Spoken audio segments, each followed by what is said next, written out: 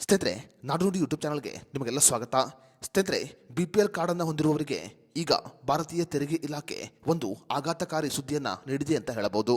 ಭಾರತೀಯ ತೆರಿಗೆ ಇಲಾಖೆಯ ಹೊಸ ಆದೇಶದ ಪ್ರಕಾರ ಇನ್ನು ಮುಂದೆ ಕರ್ನಾಟಕದಲ್ಲಿ ಇನ್ನಷ್ಟು ಕುಟುಂಬಗಳ BPL ರೇಷನ್ ಕಾರ್ಡುಗಳು ರದ್ದಾಗಲಿದೆ. ಹಾಗಾದರೆ ಭಾರತೀಯ ತೆರಿಗೆ ಇಲಾಖೆಯ ಹೊಸ ಆದೇಶ ಏನು ಮತ್ತು ಯಾವ ಕುಟುಂಬಗಳ BPL ರೇಷನ್ ಕಾರ್ಡುಗಳು ರದ್ದಾಗುತ್ತೆ, ಇವೆಲ್ಲದರ ಬಗ್ಗೆ ಸಂಪೂರ್ಣ ಮಾಹಿತಿಯನ್ನ ಈ ವಿಡಿಯೋದಲ್ಲಿ ನಾವು ನಿಮಗೆ ತಿಳಿಸಿಕೊಡ್ತೀವಿ. ವಿಡಿಯೋ ತುಂಬಾ ಇನ್ಫಾರ್ಮೇಟಿವ್ ಆಗಿದೆ, ಎಲ್ಲೂ ಸ್ಕಿಪ್ ಮಾಡದೆ ನೋಡಿ. ಹಾಗೂ ಈ ಮಾಹಿತಿಯನ್ನ BPL ರೇಷನ್ ಕಾರ್ಡುಗಳನ್ನು ಹೊಂದಿರುವ ಪ್ರತಿಯೊಬ್ಬರಿಗೂ ಶೇರ್ ಮಾಡಿ. ಸ್ನೇಹಿತರೆ, ಇತ್ತೀಚೆಗೆ ಕರ್ನಾಟಕ ಸರ್ಕಾರ BPL ರೇಷನ್ ಕಾರ್ಡುಗಳಿಗೆ ಸಂಬಂಧಪಟ್ಟಂತೆ ಕೆಲವು ಹೊಸ ನಿಯಮಗಳನ್ನು ಜಾರಿಗೆ ತಂದಿರುವುದು ನಿಮಗೆಲ್ಲರಿಗೂ ಕೂಡ ಗೊತ್ತೇ ಇದೆ. ಬಡತನ ರೇಖೆಗಿಂತ ಕೆಳಗೆ ಇರುವವರು ಮಾತ್ರ BPL ರೇಷನ್ ಕಾರ್ಡುಗಳನ್ನು ಹೊಂದಿರಬೇಕು ಅನ್ನುವ ಉದ್ದೇಶದಿಂದ ಕರ್ನಾಟಕ ಸರ್ಕಾರ ಕೆಲವು ಹೊಸ ನಿಯಮಗಳನ್ನು ಜಾರಿಗೆ ತಂದಿದೆ.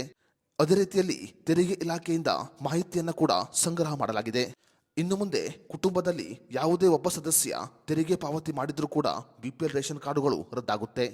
ತೆರಿಗೆ ಪಾವತಿ ಮಾಡುವವರು BPL ರೇಷನ್ ಕಾರ್ಡುಗಳನ್ನು ಪಡೆದುಕೊಳ್ಳಲು ಯಾವುದೇ ಅರ್ಹತೆಯನ್ನ ಪಡೆದುಕೊಂಡಿಲ್ಲ. ಈ ಕಾರಣಗಳಿಂದ ಕರ್ನಾಟಕ ರಾಜ್ಯ ಸರ್ಕಾರ ಈಗ ತೆರಿಗೆ ಇಲಾಖೆಯಿಂದ ಮಾಹಿತಿಯನ್ನ ಸಂಗ್ರಹ ಮಾಡಿದೆ.